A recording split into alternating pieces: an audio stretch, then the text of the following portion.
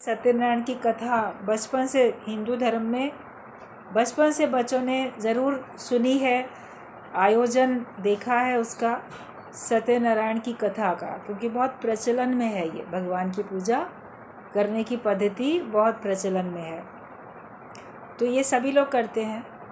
तो उसमें जो प्रसाद बनता है तो खाने का भी होता है और पीने का भी होता है। तो खाने वाला प्रसाद तो आटा भुना, उसमें चीनी पिस के या बूरा कुछ मिलाया, घी के साथ उसको भुना और फिर उसमें मेवा वगैरह मिला देते हैं, तो वो आप लोग खाते हो। और पीने का जो प्रसाद होता है तो वो पंचामृत होता है, मतलब 5 प्रकार के अमृत, पंचामृत, उनसे मिला के बनता है।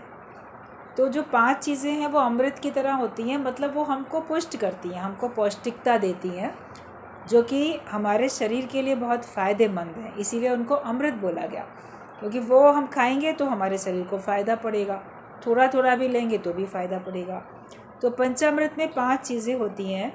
एक तो होता है दूध, और दूसरा होता है दही, तीसरा होता है उसमें घी, देसी घी, सब गाय से मिलते हैं दूध, उसी से बना दही और उसी से निकाला गया घी।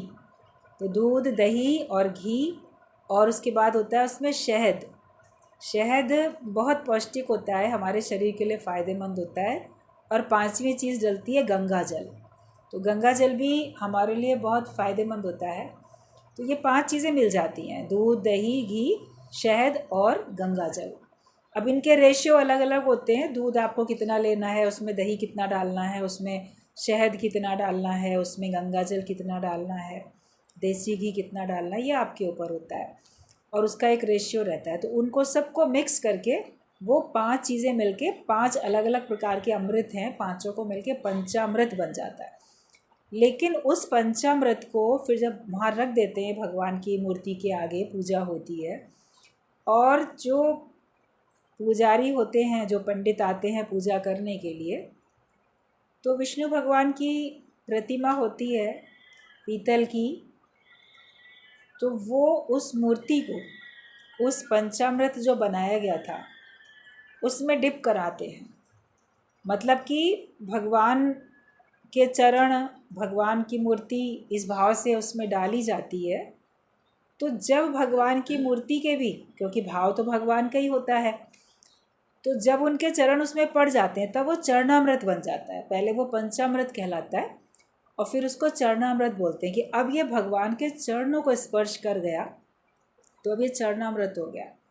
तब वो पूरा का पूरा प्रसाद बनता है। उसके पहले तो आपने मिक्स कर लिया आपने पीने के लिए, जैसे आपने बाज़ार से मिठाई खरीदी, वो मिठाई है, लड्डू, पेड़ा, बर्फ़ी, जो भी कुछ है, हलवा है, जो भी कुछ है, पुआ, अलग अलग प्रकार के दिनों में अलग अलग प्रकार के प्रसाद आप चढ़ाने के लिए खरीदते हो या बनाते हो।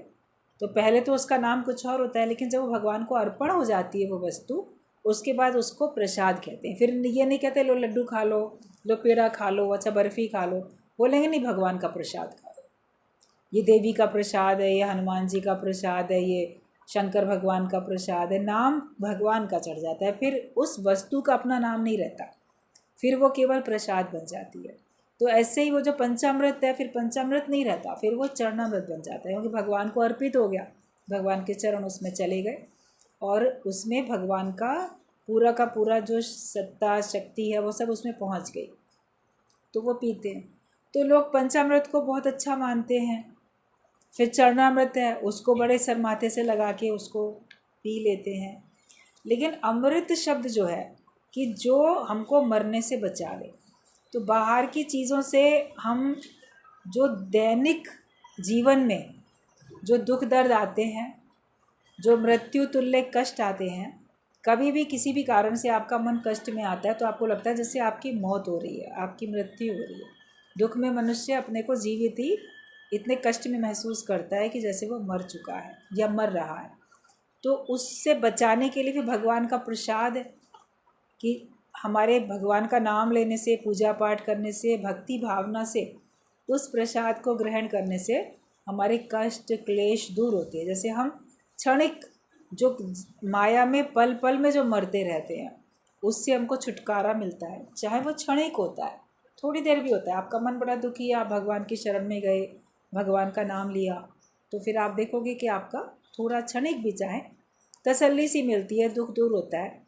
जो श्रद्धा विश्वास के साथ अगर आप भक्ति भावना में जाते हो, भगवान को अपना समझ के भगवान के ऊपर सब सौंप देते हो, तो आपको लगता है कि मेरा कोई है और मैंने उसको सौंप दिया और अब मेरे दुख वो दूर कर रहा है और दूर वो करेगा और दूर होने शुरू हो गए हैं, ऐसा आभास आपको होता है।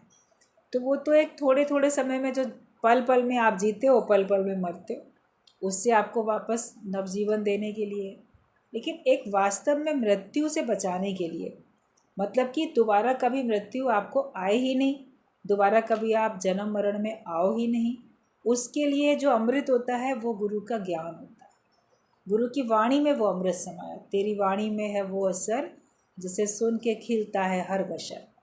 हर एक फूल, हर एक का मन का जो फूल है वो मुरझाया हुआ, लेकिन गुरु की वाणी सुन के वो हमारा मन खिल जाता है, मुरझाई कली हमारी खिल जाती है। ये गुरु की वाणी में असर होता है और लगता है जैसे मुर्दे में भी प्राण आ गए। वैसे आप बड़ा अपने को कमज़ोर महसूस करोगे, निराशा में, दुख में, और आपको लगेगा कि अब मेरे पास कोई शक्ति नहीं रह गई है। लेकिन गुरु की वाणी सुन के आपको फिर से शक्ति आती है, क्योंकि वैसे विचार उठ जाते हैं। तन मन में शक्ति भर लो आत्म विचार से, आत्मा का विचार करते हैं तो तन में मन में शक्ति आ जाती है। तो जो हमारे मुख से निकलने वाली वाणी है वो ही अमृत है, गुरु के मुख से निकलने वाली वाणी ही अमृत है, इसलिए वचनामृत बोला जाता है, वचनों का अमृत। तो पंचामृत बहुत पिया, चरणामृत बहुत पिया, लेकिन जब तक वचनामृत नहीं पीते हो, वचनों का अमृत आप अपने मन को नहीं देते हो, तब तक आपका आवागमन के चक्कर से छुटकारा नहीं होता। वास्तव में मृत्यु के भय से और मृत्यु से बचाने वाला गुरु का ज्ञान है। फिर जो हमसे अच्छा बोलता है, मीठा बोलता है, लगता है जैसे इसने हमारे को अमृत पिला दिया। कोई किसी को विषैले शब्द बोलेगा तो लगेगा इसने हमें विष पिलाया, लेकिन कोई अच्छा बोलेगा तो लगेगा किसने अमृत पिला दिया। तो गुरु की वाणी अमृत की तरीके से हमारे, भले वो ज्ञान की बातें तो हैं ही, लेकिन साधारण भी अगर मान लो वो हमको तसल्ली देने के लिए कोई शब्द बोलता है, तो वो भी हमको जैसे अमृत की तरीके से लगते हैं और हमारे अंदर में शीतलता आती है। यही हमें सीखना भी है कि हमारे मुख से भी जैसे गुरु के ज्ञान के वचन गुरु के मुख से निकलते हैं, वो हमको अमृत की तरीके से लगते हैं, ऐसे ही हमारे मुख से भी हमेशा अमृत की तरीके से ही वचन निकले। मुख में अमृत घोल के तब आप बोलो तो हर एक को पसंद आएगा, लेकिन अपने मुख में आप विष घोल के बोलोगे तो वो किसी को भी पसंद नहीं आएगा। शब्द सबसे पहले रखे गए हैं, शब्द स्पर्श रूप रस गंध, शब्द सबसे पहले रखे गए हैं। शब्दों का असर सबसे अधिक होता है। पहले मनुष्य, बच्चा जब दुनिया में आता है, शब्द सुनता है, कान उसके सुनने योग्य होते हैं, शब्द सुनता है तो जैसे शब्द सुनता है वैसे बोलने का प्रयास करता है। हम 24 घंटे कौन से शब्द सुन रहे हैं? अगर हम अज्ञानता के शब्द सुनते हैं, चाहे संसार वालों के बीच में रहो, वो आपको अज्ञानता के शब्द सुनाएंगे, या आपका मन अभी अज्ञानी है तो अज्ञानी मन भी आपको अज्ञानता की बात सुनाता रहता है और आप वही अज्ञानता के शब्द सुनते हो। तो जैसे शब्द सुनते हो वैसे आपके मुख से निकलते रहते हो। इसलिए कानों से अरे प्राणी सुन संतों की वाणी। अपने कानों से अगर सुनना है तो संतों की वाणी सुनो। तुम्हारी दृष्टि में कौन कौन संत हैं, उनको जानो, उनको पहचानो, समझो और उनकी वाणी सुनो।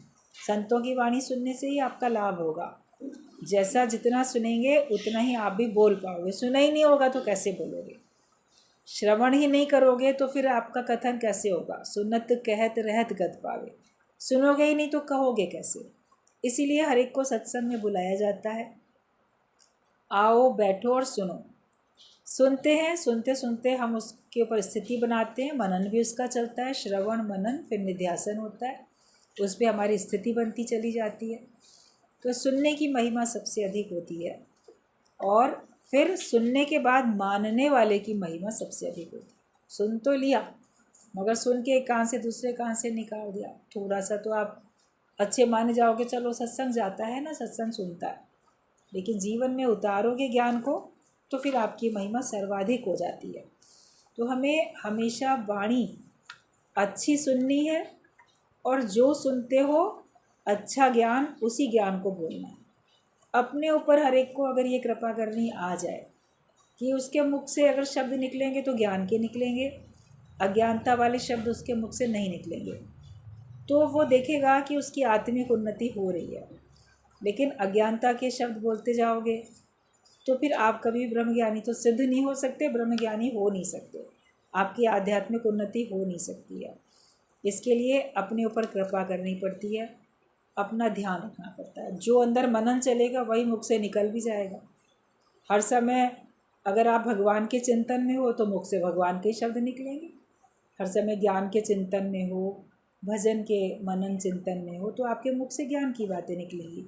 लेकिन अगर हर समय आप सांसारिक बातों का मनन चिंतन करते हो तो आपके मुख से भी वही बात निकलेगी।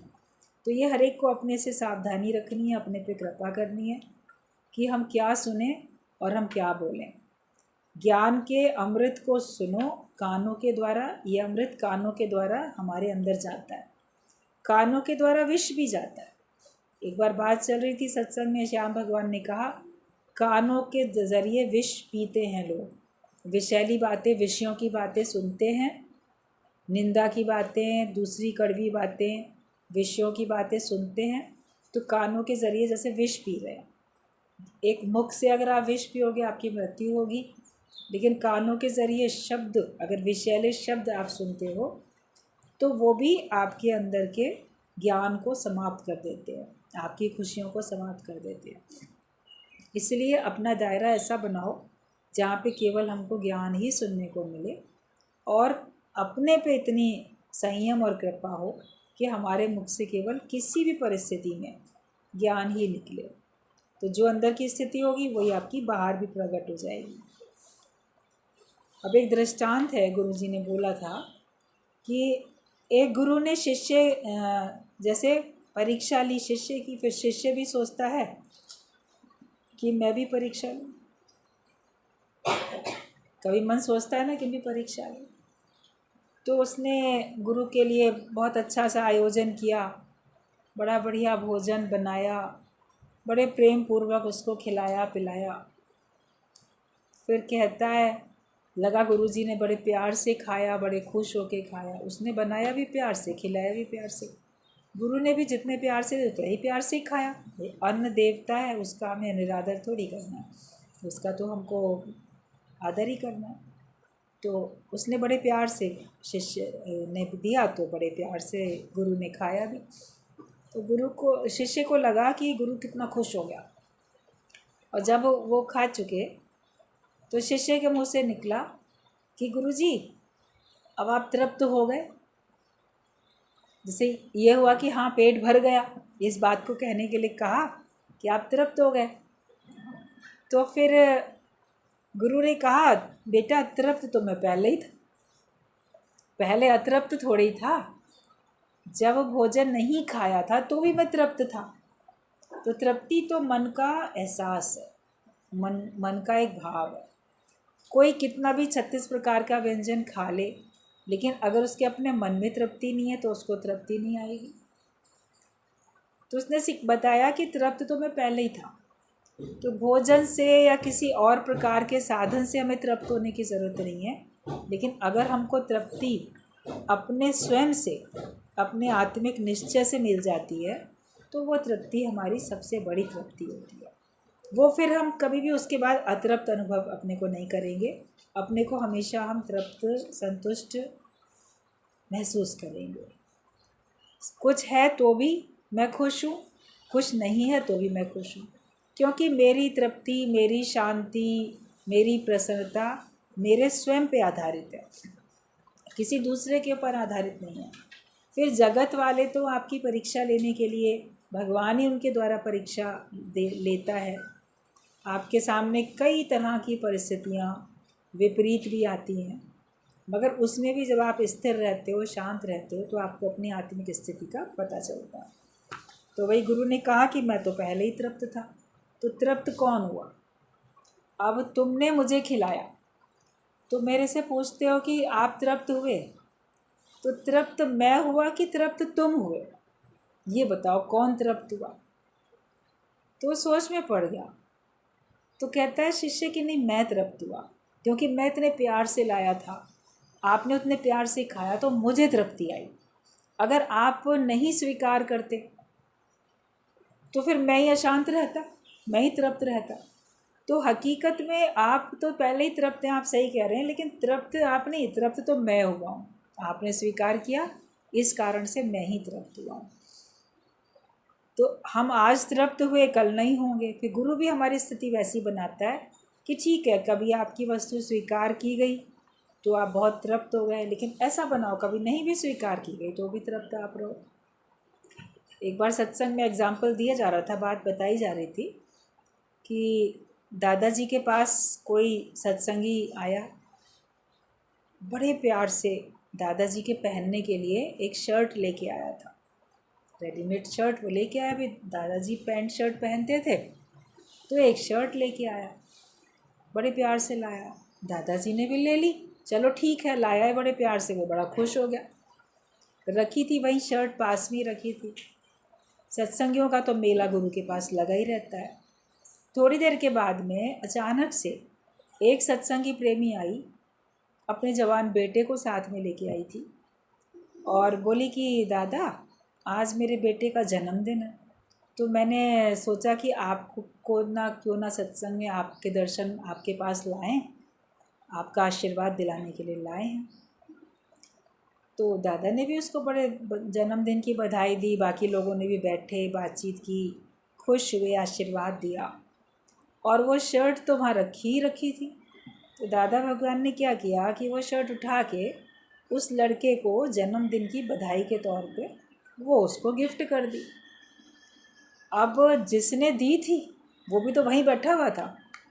अब उसका मन चलने लगा कि मैंने तो ये दी गुरु को और उन्होंने दे दी किसी और को। तो जैसे पहले बड़ा खुश था देने में और गुरु ने ले लिया तो लेने में बड़ा खुश था, तो थोड़ा सा उसका मन मायूस सा हुआ कि इन्होंने खुद नहीं इस्तेमाल की, उसको दे दी, वो तो चलो चला गया। फिर लड़का आया था अपनी माँ के साथ, थोड़ी देर बैठ के चला गया। तब उसको पूछा दादाजी ने कि तुम्हारा मन चला, जो तुम्हारी लाई हुई गिफ्ट हमने किसी और को दे दी तो तुम्हारा मन चला? तो गुरु से देखो कोई झूठ नहीं बोलेगा। उसने कहा दादाजी मन तो चला थोड़ा, लेकिन मन को बड़ी मुश्किल से मनाया, क्योंकि कौन कहे साहिब को यूं कर यूं ना कर। मन को मनाया भी कि ठीक है गुरु की हर बात में रहस्य राज है, लेकिन मन थोड़ा चल गया। तो उन्होंने कहा जब तुमने दे दी तो फिर वो हमारी हो गई, तुम देने के बाद भी उसमें मेरी मान के बैठे हो, इसीलिए तुम्हारा मन चला। अगर देने के बाद तुम मान लेते, अब अर्पण कर दिया, भगवान को भी ऐसे ही कहते हैं तेरा तुझको अर्प दिया क्या लागे मेरा, मगर लगता सब मेरा। मौखिक तो बोल देते हो। अब हमने किसी को कोई चीज़ दे दिया, वो उसकी हो गई, बोला वो हमारी हो गई, अब हमारी मर्ज़ी, हम उसको खुद पहने या हम उसे किसी और को पहनाएं। और अवसर की बात होती है, बाई चांस वो आ गया, नहीं भी आता अगर वो लड़का तो हो सकता है दादाजी पहनते ही उसको, लेकिन चलो हमने पहनी या उसने पहनी, एक ही बात है, हर रूप में हम ही है। तो क्या तृप्ति अपने में ढूंढो। हमने दिया, किसी ने लिया, हमारा मन तृप्त हुआ, लेकिन उसका अगर उपयोग कोई और कर रहा है, आपने जिसको दिया वो नहीं करता, कोई और उसका उपयोग कर रहा है, और वो भी तो गुरु का प्रसाद समझ के लेके गया, वो भी तो खुश होके लेके गया, वो जब जब पहनेगा तब गुरु को याद करेगा, उसके पास शर्ट के रूप में गुरु हमेशा के लिए पहुंच गया। गुरु के हाथ से दी हुई चीज़ आप जब भी इस्तेमाल करोगे आपको लगेगा ना कि जैसे ये उन्होंने दी थी। वस्तु को देख के उसके देने वाले की याद आएगी। हालांकि जितना सामान हमको भगवान ने दे रखा है वो सब उसका है, लेकिन उसको हमें भगवान की याद नहीं आती, क्योंकि डायरेक्ट नहीं मिला भगवान के हाथ से, थ्रू मिलता है, किसी न किसी के द्वारा मिलता है, तो हम उसको याद कर लेते हैं। लेकिन गुरु के हाथों से कोई चीज़ मिलती है तो हम उसको याद करते हैं, किसी और के द्वारा मिलती है तो भी आप उसी को याद करते हो, ये फ़लानी चीज़ उसने दी थी, ये चीज़ उसने दी थी। तो ये कहा जाता है कि सत्संग में आओ तो मन ऐसा धीरे धीरे बन जाए कि हमको हर बात में तृप्ति महसूस हो, मैं तृप्त हूँ, मैं खुश हूँ। किसी भी वजह से, ये नहीं कि मैं ही लूँ या दूसरा ही ले या जिसको दिया गया वो ही इस्तेमाल करे, किसी भी रूप में जो भी उस चीज़ का इस्तेमाल करता है, चाहे वो पहनने की हो, खाने की हो या कोई भी चीज़ हो, तो सोचो बस भगवान उस रूप में प्रसन्नता से स्वीकार कर। हमारे अंदर भाव ये हो कि हम तो भगवान को अर्पण कर रहे, भगवान को अर्पण किया, भगवान की मर्ज़ी, वो सारे रूप उसी के हैं, वो किसी भी रूप में उसको प्रसन्नतापूर्वक लेता है, तो आपको तृप्ति आनी चाहिए। तो वही गुरु ने जैसे उसको कहा कि तृप्त कौन हुआ, तुम तृप्त हुए कि मैं तृप्त हुआ। तो अपने अंदर में ये देखो कि क्या हम दूसरों को तृप्त करते हैं या हम खुद अपने को तृप्त करते हैं। सांसारिक कार्यों में भी आपको लगता है कि आप दूसरे को खुश कर रहे हो, आप दूसरे की उन्नति करते हो, दूसरे को खुश करते हो। संसार में भी मैं इसकी मदद करता हूँ, मैं उसकी मदद करता हूँ, हकीकत में हम अपने को ही तो खुश कर रहे होते हैं। कोई बाउंडेशन थोड़ी होता है कि आपको ज़रूर वो काम करना ही करना है। तो मनुष्य सोचता है कि मैं दूसरे को प्रसन्न करता हूँ, मैं दूसरे को खुश करता हूँ, लेकिन हकीकत में वो कोई भी ऐसा सामाजिक या कोई सा भी धार्मिक या ज्ञान का कोई भी कार्य करते हुए वो तृप्त तो अपने आप को ही कर रहा है। जो भी आप कर रहे हो अपनी खुशी के लिए करते हो। सत्संग सुनते भी हो तो अपनी खुशी के लिए, और सत्संग सुनाते भी हो तो अपनी खुशी के लिए सुनाते हो। किसी की मदद करते हो तो उसमें भी तुमको खुशी मिलती है। तुम्हारा मन तो मदद करने से पहले ही खुश हो जाता है, और उसके बाद तृप्ति भी तुम्हें आती है कि चलो मेरे से कुछ अच्छा काम हो पाया, भगवान ने मेरे द्वारा कुछ अच्छा कार्य करा है। कभी तुम्हारे द्वारा खराब कार्य होता है तो तुम्हारे मन में तो खिन्नता आती है। तो हकीकत में तृप्त हम खुद अपने को ही कर रहे हैं, दूसरे को नहीं करते हैं, अपने को करते हैं, तो किसी और के ऊपर एहसान नहीं होता है। तो ये हमेशा विचार रखो कि हमने किसी के लिए किया तो उस पर एहसान नहीं, बल्कि ये भाव रहे कि इसमें खुश कौन हुआ, वो करने से मुझे आत्मिक संतोष मिला, आपको आपका मन शांत हुआ। और अगर आपका मन शांत नहीं है तो फिर वो काम आपको करने की आवश्यकता भी नहीं है। धिक्कार है उस कर्म को जिससे ना होवे शांत मन। ऐसे कर्म करो ही नहीं जिसको करने से आपके अंदर अशांति आए। कर्म वही करो जिसको करने से तुमको शांति मिले। तो हमेशा मनुष्य अपनी ही प्रसन्नता के लिए कार्य करता है, और उसमें जो भी करता है उसमें तृप्ति का अनुभव सबसे अधिक वो स्वयं महसूस करता है। दूसरा आपकी भावना अनुसार उसमें तृप्त हो या अतृप्त हो, जैसा आपने मैसेज वाइब्रेशंस जैसे भेजे वैसे होगा, लेकिन करना अपने आप को ही हमें तृप्त है। भगवान के लिए मैं हूँ, भक्त के लिए तो भगवान है, भगवान के लिए हम हैं और हमारे लिए भगवान है।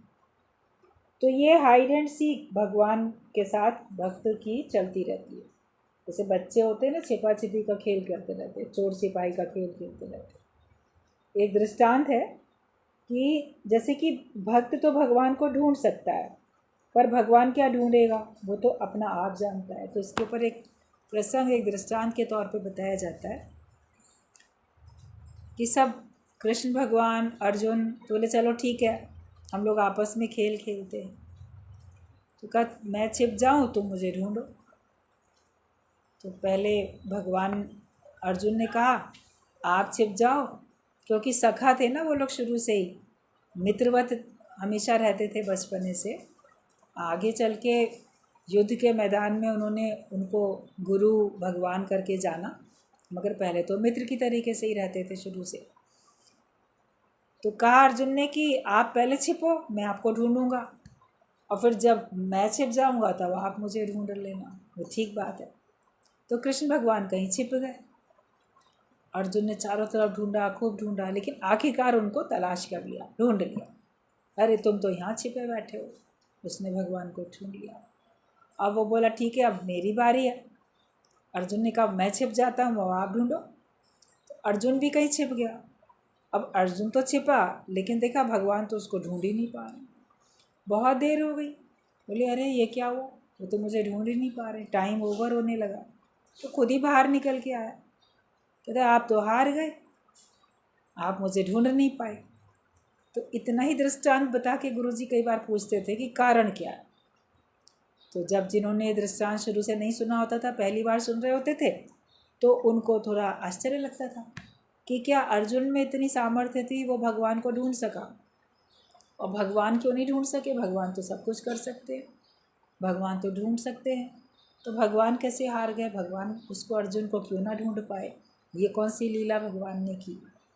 तो जब अर्जुन ने कहा कि आप मुझे क्यों नहीं ढूंढ पाए, तब उसने कहा देखो अर्जुन, तुमने अपने को और मुझे अलग अलग जाना, तो तुमने मुझे खोज लिया, लेकिन मैं तो तुमको अपना आप ही देख रहा हूँ, तो मैं अपने आप को कैसे ढूंढूं, है ही ना मेरा अपना आप। हम दूसरे को ही तो ढूंढेंगे, दूसरे की तो तलाश करेंगे, अपने आप की तलाश थोड़ी करेंगे। आप खोज करने किसी दूसरे की चाहते हो, अपनी स्वयं की खोज नहीं करते। तो मेरे लिए सब मेरा अपना ही आप था, मुझे तो कहीं अर्जुन अलग से दिख ही नहीं रहा था।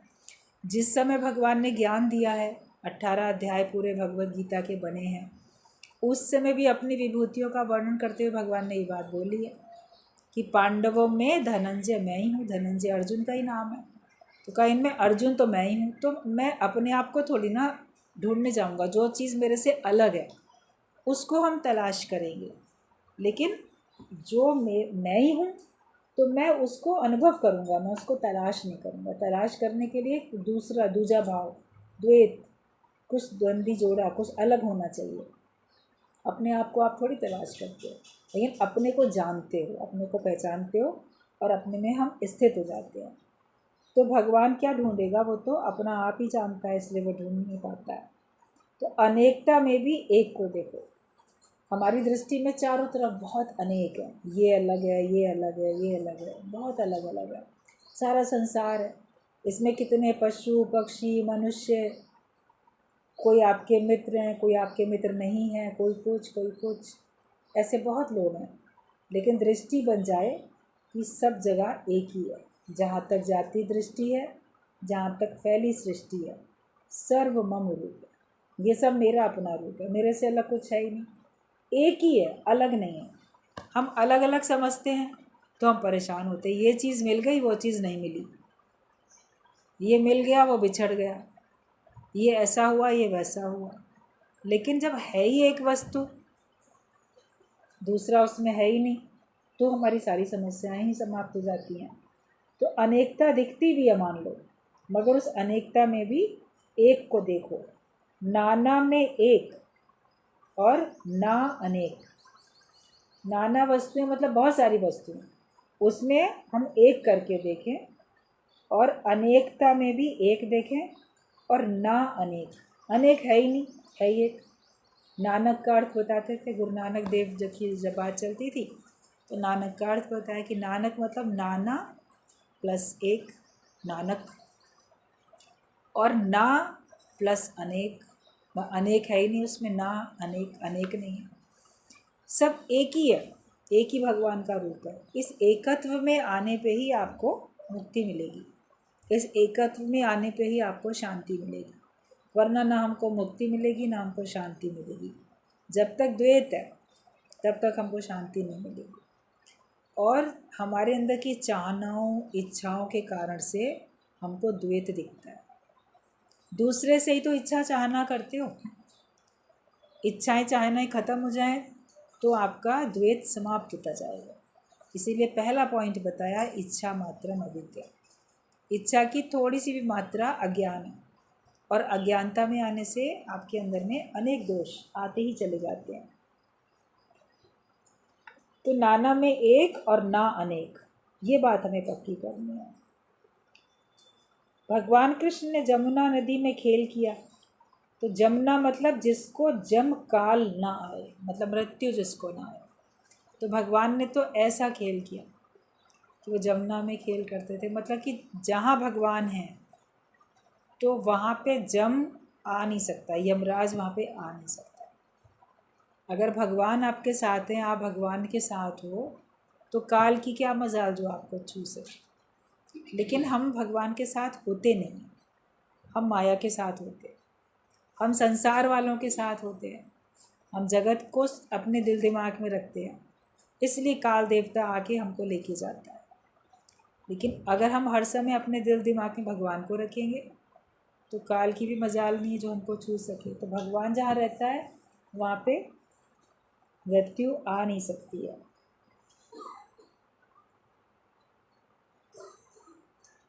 फिर आगे बोला गया है गुरु जी की वाणी में कि गाली तो मिलेगी, खाओ या ना खाओ।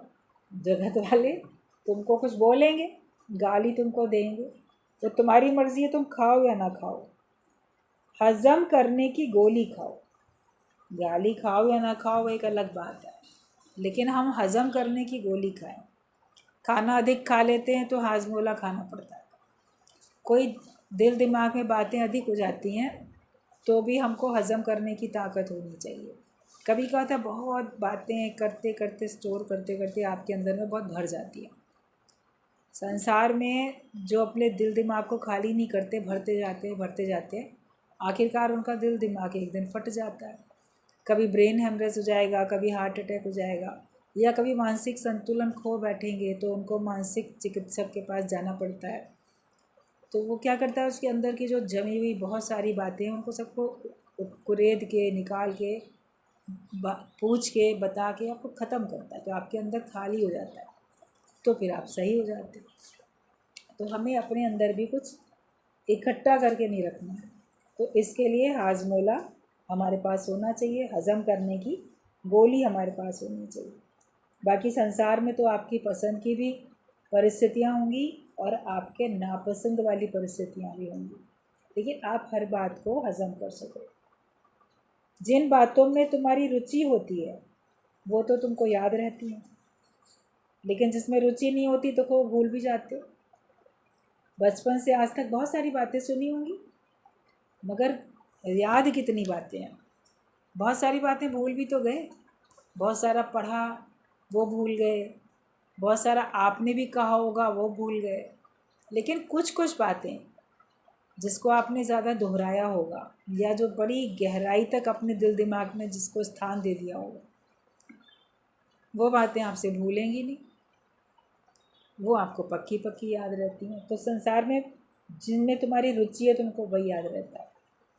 जिसकी ज्ञान में रुचि होती है उसको ज्ञान याद रहता है, जिसकी माया में रुचि होती है अज्ञानता में तो उसको अज्ञान की बातें, माया की बातें याद रहती हैं। अपने से पूछो तुम्हें क्या याद रहता है, ज्ञान याद रखते हो कि अज्ञान याद रखते हो?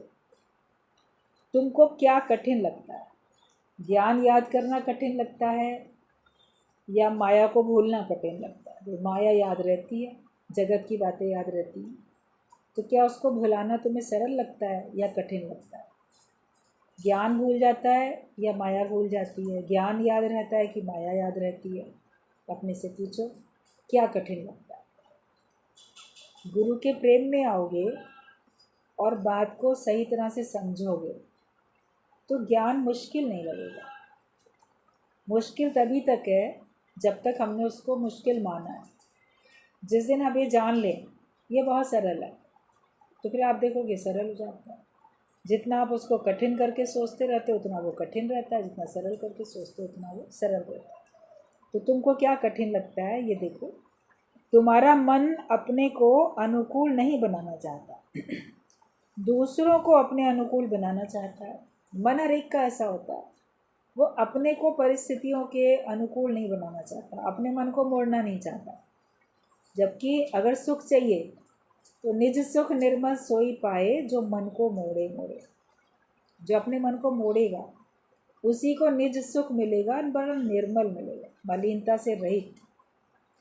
लेकिन जो मन को मोड़ नहीं पाता है, अपने को दूसरों के अनुकूल, परिस्थितियों के अनुकूल नहीं बना पाता है, वही दुखी रहता है। तुम्हारा मन अपने को अनुकूल नहीं बनाना चाहता, मन चाहता ही नहीं है कि मैं एडजस्ट करूं। मन क्या चाहता है कि दूसरों को अपने अनुकूल बनाना चाहता है। मन ये चाहता है कि दूसरा मेरे हिसाब से चले, मैं ना चलूं किसी के हिसाब से, लेकिन दूसरा मेरे हिसाब से चले, मन ये चाहता है। तो गुरु अगर तुम्हारे मन की बात पूरी करता जाएगा तो तुम ब्रह्मज्ञानी कब बनोगे? मन तुमको जैसा नाच नचाएगा तुम वैसे नाचते रहोगे। तो मन के नाच नचाने से तो 84 लाख योनियों में नाचते चले आए अभी तक, आगे भी भटकते रहोगे उसी में। तो जो मन तुम्हारा चाहता है, मन की बात गुरु कभी नहीं पूरी करता है। कभी तुम्हारी बात पूरी की भी कि ताकि तुमको खुशी मिले, तुम भी गुरु की बात मान सको, लेकिन आप सोचो हर बार गुरु ही तुम्हारी बात मानता रहे या संसार वाले या परिवार वाले तुम्हारी बात मानते रहें तो नहीं होगा। परिवार में भी बच्चों को सिखाने के लिए कभी सख्ती करनी पड़ती है।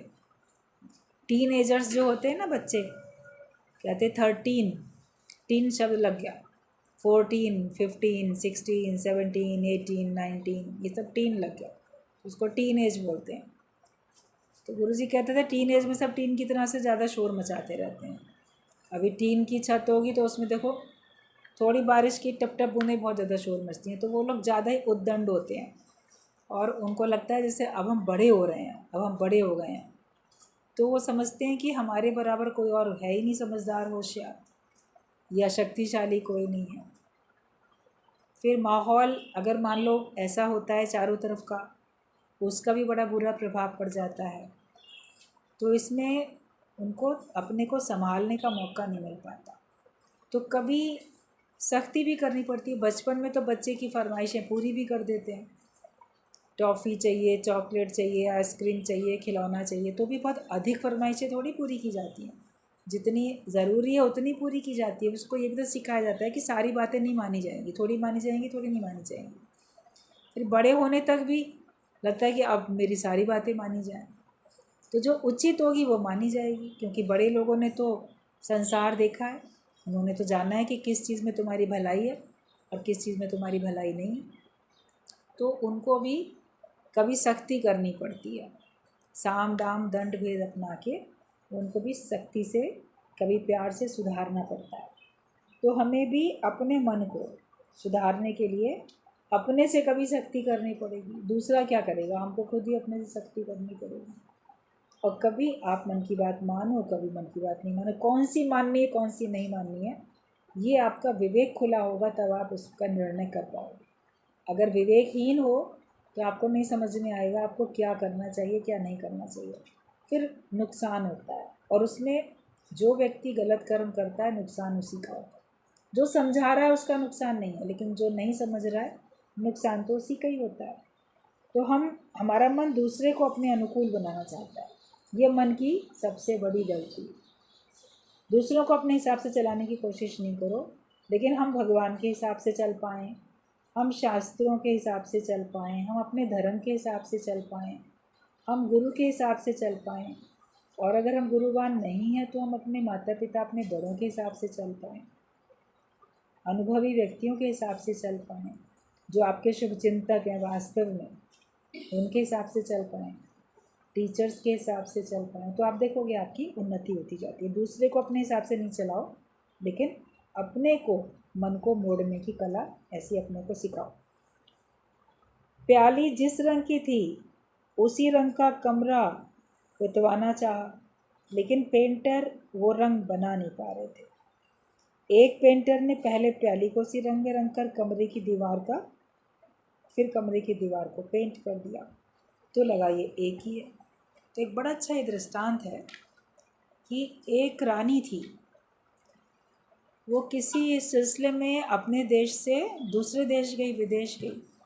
तो विदेश गई तो वहाँ से उसने, कहीं कोई जाता है मन होता है तो बड़ी शॉपिंग भी करता है, तो उसने कुछ ख़रीदारी की। तो वहाँ पे उसको एक प्याली, कांच की प्याली बहुत पसंद आई। उसका जो कलर था, शेड उसका बहुत पसंद आया, वो ले आई।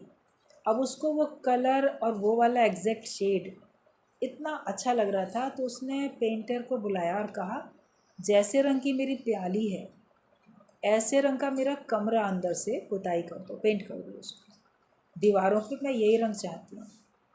अब कलर तो बनाने पड़ते हैं, सारे शेड तो बने बनाए नहीं होते। अनेक पेंटर आए, प्याली के रंग का बनाते थे कलर, उसको दिखाएं, दीवार पे थोड़ा लगा के दिखाएं, तो ज़रा सा हल्का 19-20 का असर तो अंतर रहता ही था। अब बोले कि नहीं मुझे बिल्कुल यही चाहिए, जबकि मिलता जुलता रंग था, दूर से देखो तो एक ही लग रहा है। मगर वो क्या करती थी रानी, उस प्याली को दीवार के पास रख के मैच करती थी, तो थोड़ा सा अंतर आता था। जैसे कई बार अपने कपड़ों को भी आप अगर मैच करते हो, अब ब्लाउज़ का पीस लेना है या दुपट्टे का लेना है, तो दुकानदार भी कहता है ये मटेरियल का अंतर है, ये कॉटन में है, ये सिंथेटिक में है, ये सिल्क में है, थोड़ा शेड अंतर होगा लेकिन ये कलर शेड वही है। मगर रानी चाह रही थी कि एग्जैक्ट हो। अब वो जो कांच की प्याली पे शेड है वो तो दीवार के ऊपर नहीं आ पा रहा था एग्जैक्ट। तो सारे पेंटर बड़े परेशान हो गए। रानी का हुक्म, नाराज़गी उसकी कैसे सहें।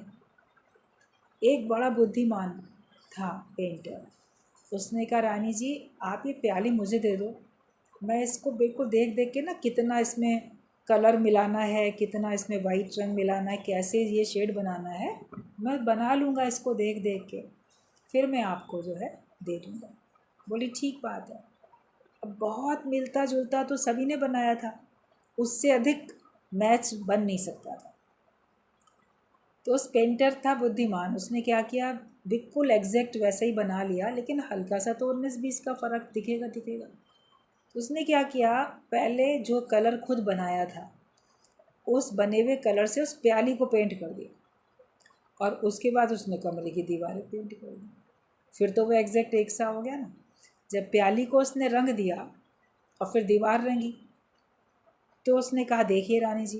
तो रानी समझ नहीं पाई कि इस प्याली को उसने तो कलर कर दिया है, क्योंकि वो बिल्कुल हूबहू वैसे ही था, ज़रा सा हल्का सा ही कोई अंतर था, तो पता नहीं चल पाया। तो उसने जब प्याली को दीवार के पास रख के देखा तो बिल्कुल एग्जैक्ट मैचिंग है। बड़ी खुश हो गई, तुम बड़े बुद्धिमान हो। उसको बड़ा इनाम दे दिया। अब बाकी लोगों ने कहा यार तुमने कैसे बना लिया इतना सही बिल्कुल। तो उसने कहा देखो तुम लोग मेरे मित्र हो, तो मैं अपना तुम्हें सीक्रेट बता देता हूँ। तो उसने बताया, तो उसकी बुद्धिमानी की उन लोग ने प्रशंसा की। तो ये सारा संसार जो है उस कमरे की दीवारों की तरीके से है और जो हमारा मन है उस प्याली की तरीके से। अब हम चाहते हैं मेरे मन के हिसाब से सारा संसार रंग जाए, तो कितना भी कोई तुम्हारे हिसाब से चलेगा तो भी कुछ तो होगा ना अंतर। कितना भी कोई तुम्हारे हिसाब से बोलेगा, परिस्थिति आएंगी, कुछ तो अंतर हो गई। हम बिल्कुल भी ज़रा भी अंतर नहीं रहने देना चाहते हैं, एग्जैक्ट हूबहू वैसे ही चाहते हैं। जितना अक्लमंद मैं हूँ उतना ही अक्लमंद ये नौकर हो जाए। जैसी सोच मैं रखता हूँ वैसी सोच मेरे परिवार वाले भी रखें, बेटा भी वही सोचे, बहू भी वही सोचे, पति भी वही सोचे या पत्नी भी वही सोचे। मतलब मन चाहता है कि एग्जैक्ट वैसे ही सोचे, वैसा होता नहीं तो मन उलझता रहता है। लेकिन गुरु हमें क्या सलाह देते हैं कि पहले तुम अपने को ज्ञान के रंग में, अपने मन की प्याली को ज्ञान के रंग में रंग लो, और जब ज्ञान के रंग में अपने मन की प्याली को रंग लोगे फिर उसी ज्ञान के रंग में आप सारे संसार को रंग लो। ज्ञान की दृष्टि से देखो, भगवत भाव से पहले अपने मन को रंग लो। राम रंग से मन रंग जोगी, क्या है वेश रंगाया में। राम के रंग से अपने मन को रंगो। वेश रंगाने में क्या है, पहले अपने मन को जब रंग लोगे भगवान के नाम के रंग में, फिर उसी रंग में सारे संसार को रंग दोगे, तो फिर मैचिंग मिल जाएगी। ब्रह्म ज्ञानियों की मैचिंग सबसे मिल जाती है, अज्ञानियों से भी, ज्ञानियों से भी, अच्छे से भी, बुरे से भी, क्योंकि वो देखते ही भगवान है, वो देखते ही अपना आप करके हैं। वो हर परिस्थिति में अपने को प्रसन्न रखना जानते हैं, क्योंकि उनकी दृष्टि सब तरफ एक ही होती है, इसलिए उनको कोई प्रॉब्लम नहीं होती। उनका अपना निजी कोई स्वार्थ नहीं होता, इसलिए उनको कोई प्रॉब्लम नहीं होती। हमारा अपना निजी स्वार्थ है, इसलिए हमको समस्या होती रहती है। तो हमें अपने मन को, ज्ञानी पहले अपने मन को ज्ञान के रंग में रंगता है, फिर संसार को रंगता है। मतलब पहले हम आप सुधरें, फिर औरों का सुधार करो। तो दूसरे को सुधारने की जल्दी नहीं करो, दूसरे को अपने हिसाब से बनाने की जल्दी नहीं करो। पहले तुम भगवान के हिसाब से बन जाओ, पहले तुम ब्रह्मज्ञानी हो जाओ, उसके बाद तुम देखोगे सब तुम्हारे हिसाब से चलती। अभी जो सच्चे ब्रह्मज्ञानी होते हैं और जो उनके सच्चे फॉलोवर्स होते हैं वो सबके सब फिर गुरु के हिसाब से चलते हैं कि नहीं चलते हैं। सबके मन अलग अलग थे, अलग अलग परिवार के थे, अलग अलग परिस्थितियों में उनका लालन पालन हुआ। कोई गरीब, कोई अमीर, कोई कैसा, कोई कैसा, कोई ज़्यादा बुद्धिमान, कोई कम अकल वाला, लेकिन वो सब तो गुरु आज्ञा में चलते हैं। उसी रंग में, उसी विचारधारा में कैसे रंग जाते हैं, क्योंकि पहले गुरु ने अपने मन को उस विचारधारा में रंगा, फिर जो उसके बने उसके हिसाब से चलते जाते हैं। तो हमें पहले अपने मन को ज्ञान के रंग में रंगना है, फिर हम संसार को रंगेंगे। एक के साधे सब सधे और सब साधे सब जाए। एक को पहले साध लो, जैसे कि एक जड़ में आप पानी डालो तो टहनियाँ, पत्ते, डालियाँ सबको पानी मिल जाएगा, लेकिन एक जड़ में आप पानी डालो नहीं और ऊपर से पत्तों को आप कितना भी पानी डालो, वो तो फिर पेड़ सूखेगा, मुरझाएंगे, पत्ते, फूल, पत्ते सब मुरझा जाएंगे। तो एक मन को पहले साध लो, मन हमारा सध जाए, शिक्षित हो जाए, ट्रेंड हो जाए। कहा जाता है ना कि साधु, तो साधु मतलब साधु कोई कपड़े पहने हुए, गेरुए कपड़े या वाइट कपड़े पहने हुए साधु नहीं होता। जिसने अपने मन को साध लिया, वश में कर लिया, संयमित कर लिया, वो साधु कहलाता है। तो पहले अपने मन को साध लो तो सारा संसार तो तुम्हारे तरीके से सध ही जाएगा। बिल्कुल, जहाँ समर्पण है वहाँ स्वर्ग है, और जहाँ तर्क है वहाँ नर्क है। अपने जीवन में देखो, अगर हम समर्पण करके चलते हैं, भगवान को समर्पण करके चलते हैं, गुरु को समर्पण करके चलते हैं, परिवार में भी या कहीं भी जहाँ भी आप रहते हो, वहाँ पे अगर आप समर्पण भाव से रहते हो तो आपको लगेगा जैसे मैं स्वर्ग जैसे सुख को भोग रहा हूँ, स्वर्ग जैसे सुख को मैं अनुभव कर रहा हूँ। तो समर्पण भाव में आने से स्वर्ग जैसा सुख मिलता है। और जहाँ हम तर्क करते रहते हैं, बहस करते रहते हैं, तो वो फिर हमको ऐसे लगता है जैसे कि हम नरक में रह रहे हैं। स्थान तो वही है, किसी के लिए स्वर्ग है, किसी के लिए नरक है, बस अंतर हमारी विचारधारा का है। समर्पण भाव में रहते हैं कि हम तर्क करते रहते हैं, हम उसमें कोई कमी खोट निकाल के बहस करते रहते हैं। ये हमें अपने को देखना है। हर हालत के आगे समर्पण तुम कर सको, कोई भी परिस्थिति आती है उसके आगे तुम समर्पण कर सको, ऐसा अपना मन बनाओ। अपने विचार गुरु से मैच करो। अगर हम अपने विचार गुरु से मैच करेंगे तो हम सारे संसार से मैच कर सकते हैं। और जो गुरु से ही विचार मिला के नहीं चलेगा तो किसी से भी विचार नहीं मैच कर पाएगा, या सदा के लिए नहीं मैच कर पाएगा। दूसरे से भी उसका विचार थोड़े समय के लिए मिलेगा, बाकी फिर नहीं मिलेगा। लेकिन जिसने गुरु से निभा लिया होगा वो सारे संसार में सबसे निभा सकता है। अपने विचार गुरु से मैच कर लो। हरि का भक्त हरि जैसा। अगर आप भगवान के भक्त हो तो आपको भगवान के जैसा बनना पड़ेगा। अगर गुरु के शिष्य हो तो तुम्हें गुरु के जैसा बनना पड़ेगा। गुरु तुम्हारे जैसा नहीं बनेगा, लेकिन तुमको उसके जैसा बनना पड़ेगा। कुछ करके तुम भूल नहीं पाते हो, अपने पर तो तुम कितना करते हो मगर उसको याद नहीं करते। अपने लिए कितना करते हो, सारी ज़िंदगी अपने लिए तो बहुत कुछ किया, उसको तो याद नहीं रखते। लेकिन दूसरे के लिए एक गिलास पानी भी दोगे तो याद रहेगा, मैंने इसके लिए ये किया था, मैंने उसके लिए वो किया था, मैंने ये दिया, मैंने ये सेवा की, मैंने ये काम किया, मैं मुसीबत में खड़ा हुआ। तो किसी और के लिए किया याद रहता है, तो अपने लिए कितनी बार किया वो नहीं याद रहता। ज्ञानी सबके लिए करता रहता है, लेकिन सोचता है मैं अपने ही लिए कर रहा हूँ, इसलिए वो याद ही नहीं रखता। और लोग बोलेंगे आपने तब हमारी इतनी मदद की थी, आपने तब हमको ये वाली बात बताई थी तो हमारा बड़ा मनोबल ऊंचा उठ गया था। तो गुरु सोचेगा मैंने कब बताई थी इसको ये बात, उसको अपनी कही हुई बात याद नहीं रहती है, क्योंकि उसने अपना आप जान के आपको सलाह दी होती है। तुम सत्कर्म भी करते हो तो उसके साथ बदकर्म हो जाते हो। जैसे यज्ञ में कितने कीड़े मकोड़े भी जल जाते हैं। कभी जब हवन यज्ञ होता है तो उसमें कितने सारे कीड़े मकोड़े भी कभी जल जाते हैं। तो सत्कर्म के साथ बदकर्म भी हो ही गया ना। हवन सामग्री के साथ साथ कोई कीड़े भुनगे पता नहीं वो भी जल गए, लकड़ी में थे, कंडे में थे, किस में थे, वो भी जल जाते हैं। तो सत्कर्म करने पे तुम्हारे से बदकर्म भी हो जाते हैं, मतलब तुम उसके कर्तापने में आ जाते। मैंने किया, ये करना, करने का भाव और करने के बाद उसका फल पाने की चाह, ये सब बदकर्म में शामिल हो जाती है। अच्छा तो किया मगर अच्छा करने के बाद उसका फल चाहा या करने का अभिमान किया, तो अभिमान किया तो आपका किया करा ऐसा बेकार हो जाता है। किसी को एक गिलास दूध पिलाने चलो और उसमें एक मक्खी डाल दो पकड़ के, तो क्या वो पी सकेगा? वो तो बेकार हो गया, फिर तो वो नाली में ही फेंका जाएगा वो दूध। इंसान तो आँखों देखे थोड़ी ना मक्खी निकाल के पी लेगा। अनजाने में किसी ने देखा नहीं और आपने मक्खी निकाल के दूसरे को दे दिया, उसने अनजाने में पी लिया, वो अलग बात है। बाद में उसको नुकसान दिया या नहीं दिया वो और तीसरी बात है। लेकिन आँखों देख के तो मक्खी नहीं निकल सकते।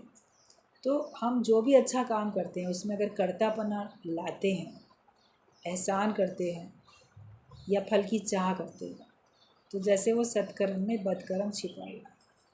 इसलिए कर्मातीत बनने के लिए संत हमको सलाह देते हैं, किसी भी कर्म में अटको नहीं, जो कर्म करो निष्काम भाव से हो और जिसमें तुम्हारा मन तृप्त हो, तुम्हारा मन संतुष्ट हो, वही कार्य करो।